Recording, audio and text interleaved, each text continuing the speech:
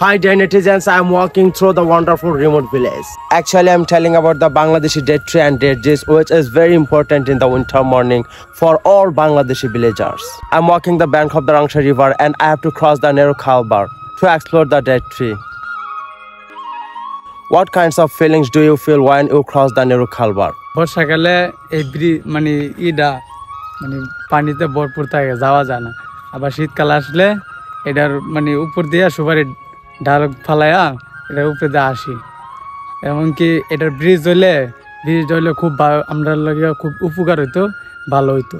দুই গ্রামের মানুষ চলাফেরা করতে পারতো। Now I am also trying to cross the narrow Khalbar, but it's very hard for me.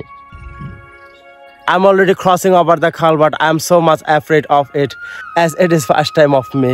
The nature has decorated with its own beautiful weather, and you can see here crossing people with the fishing boat and beautiful landscape. The village people mostly love husbandry, and some farmers leading their life by selling milk, and they usually use this cattle in their cultivation.